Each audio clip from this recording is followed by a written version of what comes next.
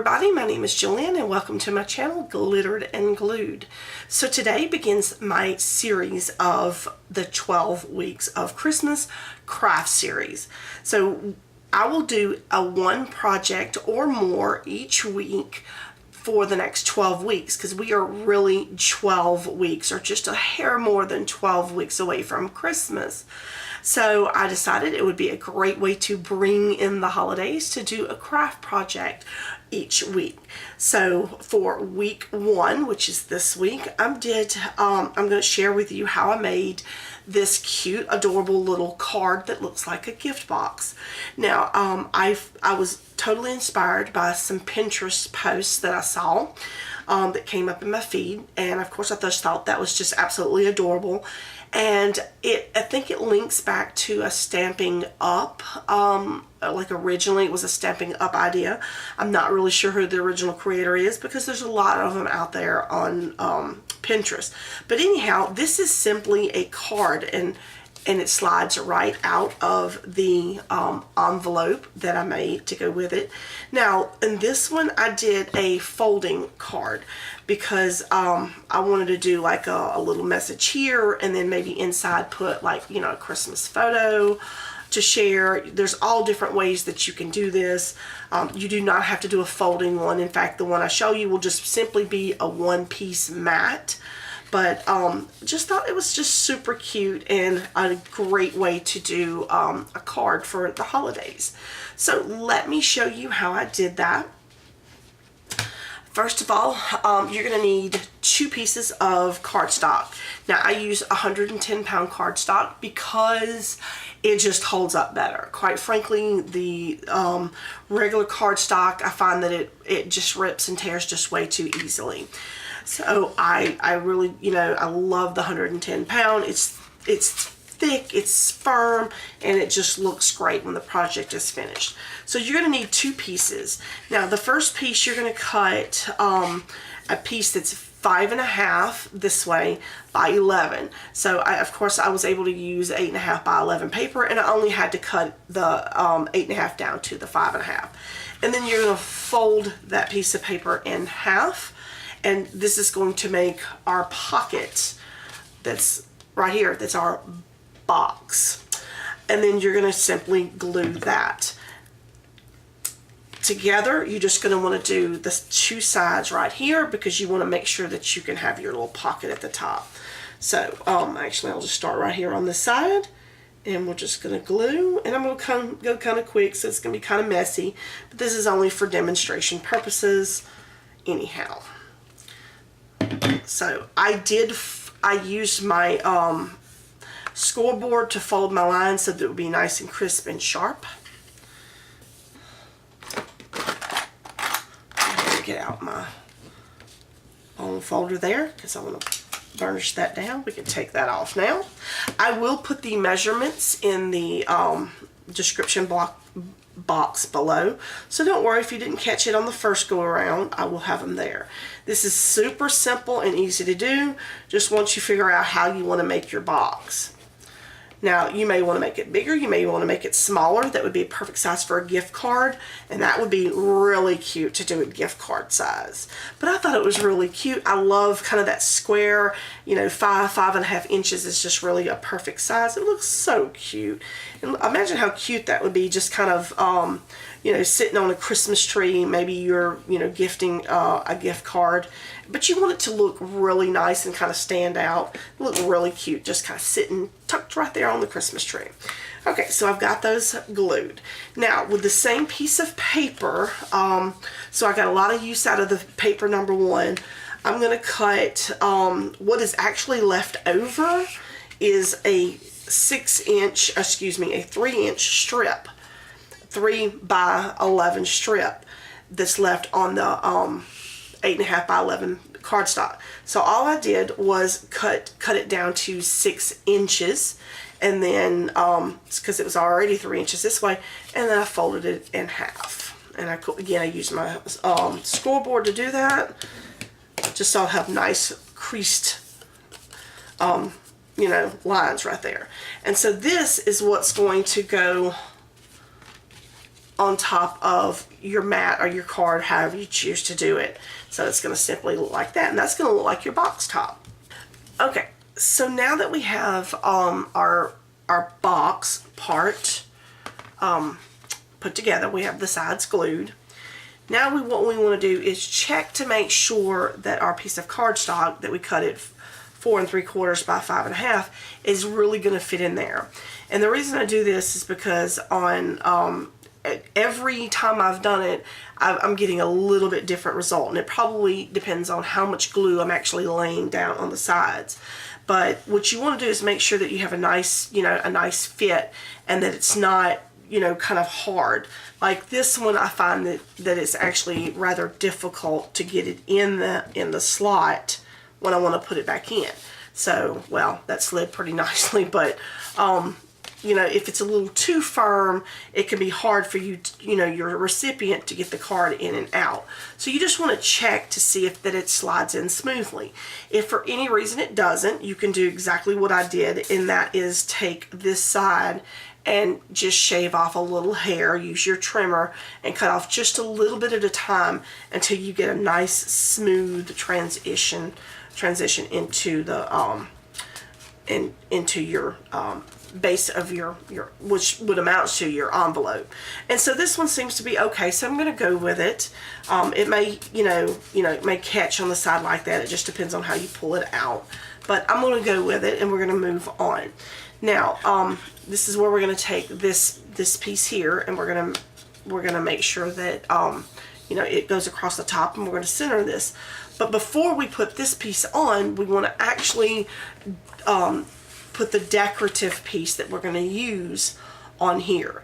Now I'm going to use the green here, and I'm going to use over here on the box this cute little Merry and Bright. Thought it was really pretty, and I got that set from Hobby Lobby Paper Studio. This is a 2016 edition, I believe, but I believe it's still on the shelves for this Christmas. They tend to repeat a lot of Christmases, but it was really cute. The Merry and Bright I thought was adorable, and then I'll use this little piece here as the box topper, and that's eventually how it'll look. Now, when I cut this paper, I have to admit I pretty much kind of eyeball it. But always as kind of a general rule of thumb, if I've cut my paper at 5 inches here, if you can see this, it's going to be a little hard to see. Yep, it's definitely going to be hard to see. Let's see. If I cut my paper at 5 inches, I always drop it, to that line right before it. So that's 1, 2, 3, 4, 5, 6, 7 eighths. So I always drop it to 4 7/8, and that'll give me the perfect mat size that I like. Now you may like a bigger, side area, but that one just works for me. Let me get you lined back up again. Sorry about that. So yeah, I literally just cut it, an 1/8 of an inch down, so that I have just that little bit of mat on that. And then you want to finish it off. You can take some of your ink and an ink dauber and just kind of ink the sides a little bit, however you want to do it. Again, that's it's your preference, but that is the one I'm going to use for that. And then so this one, we need to go ahead and glue this one down, because we're going to need to also glue this down here. So let's get my glue out. And I like to use liquid glue because it gives me time to make sure that my edges are like I want them. And if you use a tape runner or or such, then you're not gonna be able to do that. So, and then I'm gonna take this and just kind of burnish it down a bit. And there we have our matted part that's gonna slide right into our little box. Now we can go ahead and glue this piece to this piece. Now when you're gluing this, what you're going to want to do is to make sure that it's centered here, because you don't want your box top to be lopsided, but that you're going to do just that very tippy top edge, because you need to leave space right under here for it to slide right into your bottom box. And you want to make sure that you can do that. Now, it may take a little manipulation of getting it in there to begin with, but you want to have that overlap like that, to make sure you have that overlap. So you just want to do that very tippy top edge and make sure that it is in fact centered. So I'm going to glue it on both sides, and I'm going to kind of eyeball right about where I want it. Again, you could take, take a tape measure or a ruler and measure it out, but I'm going to do it this way. And I'm going to bring it down just a hair because I want a pretty decent amount of the this part to show. Now here, I'm getting glue everywhere. Here I can put like a little envelope or a little pocket or a little tag pocket and put a gift card or whatever you want to do. Or you can do it like I did this one and make it a full-fledged card, even though I haven't finished the actual inside of it yet. But I made it more like a card that literally could just sit there if you wanted it to sit there like that. But you could do it like that as well. Now, if you're gonna do double that, you're gonna want to probably shave these sides down a little bit more because it's gonna be a really tight fit. So here I am. I'm gonna go ahead and put my glue, the very tippy on, so I can do the back. And I'm gonna go ahead and place it right about there. I'm going to try to make sure I got that straight.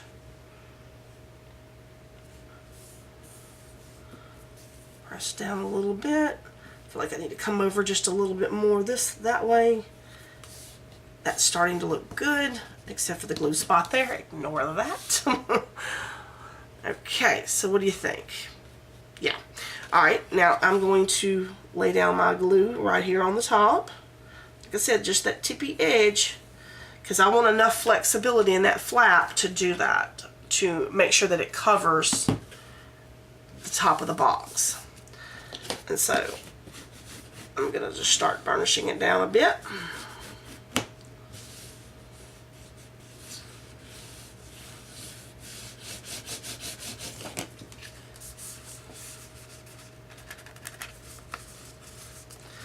And let's go ahead and test that out and see if it works. If it don't, we're in trouble. I don't want to press it too. I don't want to pull too far while it's still wet because it'll just simply come apart.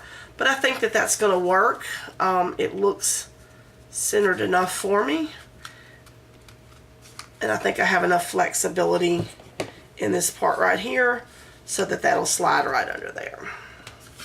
Yeah, I think that will work. Okay, like I said, until that really dries, I don't want to do that. And I'm sorry for moving y'all around. I really wish there was another way I could do my camera setup so y'all could see. Now I'm going to go ahead and glue this down. So we'll have the top here. While that's setting up, I'm sorry, I know I'm out of frame there.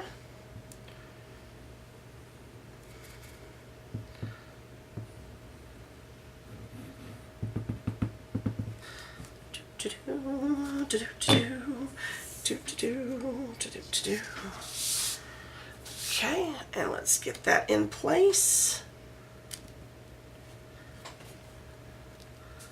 Remember, that's the great part of using wet glue. Of course, using wet glue, you tend to get a little bendage, but I find that it goes right back into place once it's all dried. And if you're concerned about it, you could set a heavy object over, like a book or something. So that's starting to come together. Now, while that's drying a little bit more, we're going to go ahead and make sure that we've got our pocket at the top here. Move that to the side. And we're going to go ahead and put on our Merry and Bright. Get it moved into place.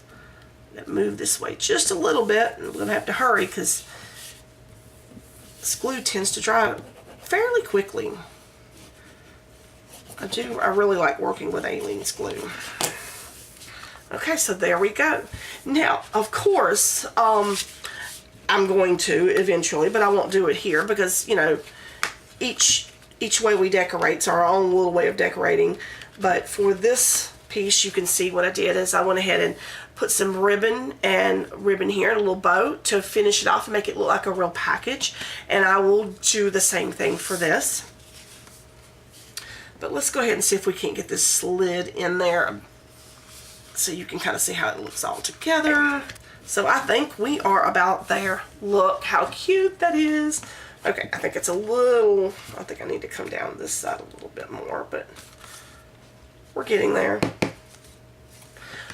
That is cute. So I'll definitely come in and do some ribbon, or if you have some nice washi that you want to use, that would probably be a good time to use washi.